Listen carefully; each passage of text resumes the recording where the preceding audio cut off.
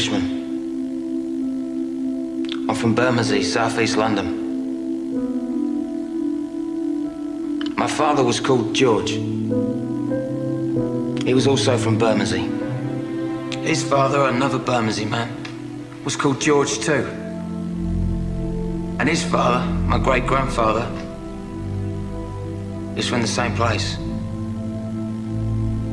He was called Edward.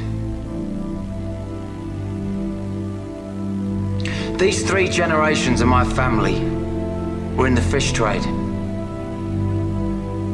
I'm the first member of my family not to work at the market in Billingsgate. My great-grandfather had 11 brothers and sisters. They all married, except one. They had 43 children. Of these, 37 married. And between them, they had a further 159 children. One of those was my father. I don't know exactly how many of his generation married or exactly how many children they produced. I've so far tracked over 200 of them. Many still live in Bermondsey. Some are still in the fish trade. There are 7 called George and 5 called Victoria. I stand here in front of you as a representative of all of them. And I ask in their name the great question put by our patron, Mr. Powell. What do they know of England who only England know? Or what can my family who come from England, who lived in England, who know only England, say of this, our country? Mr. Powell once spoke of the destruction of ancient Athens and the miraculous survival in the blackened ruins of that city of the sacred olive tree, the symbol of Greece, their country. And he also spoke of us, the English, at the heart of a vanished empire, seeming to find within ourselves, like one of our own oak trees, the sap rising from our ancient roots. And he said, perhaps after all, we who have inhabited this island fortress for an unbroken 1,000 years, brought up, as he said, within the sound of English birdsong, under the English oak, in the English meadow, beneath the red cross of St. George, it is us who know most of England. And I appreciated him for saying that, because it was as if he spoke for my family, who understand well their own country, who understand even better their own capital, London town, as we used to call her. As we strolled in her parks, as we marveled at her palaces, as we did business in the city, went west for a dance, took a boat on the river.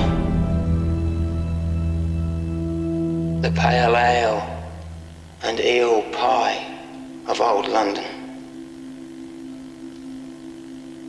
The London of my family, for as many generations as I know. The London that within 15 years will be less than 50% white. London where in 15 years, a white person will be in the minority. Am I racist? No. Do I have anything against people of other races?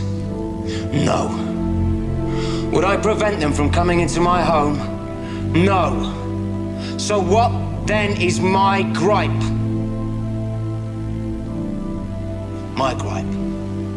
And I speak on behalf of 7 men called George and 5 women called Victoria. My gripe is quite simple.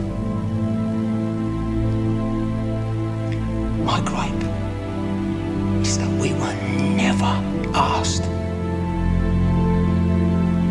My gripe is that we were told, not asked. And every day we are told again and again how we are to be and how our country is to be. We're told by them, and we know who they are. They're English too. They're the class that has always set themselves apart. They're the class that has always taken whatever they wanted for themselves.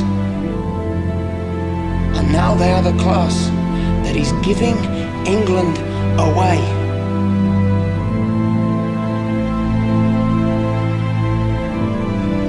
They have never asked us, and they never will. Do we allow them to sell our heritage? Or is it time for us to speak? To speak. To refuse them the right to give away our holy, our bountiful, our only England that has nurtured us naked, grown us as the oak. Is it time for us that England know to come yet again and defend our country with our fire, our fists?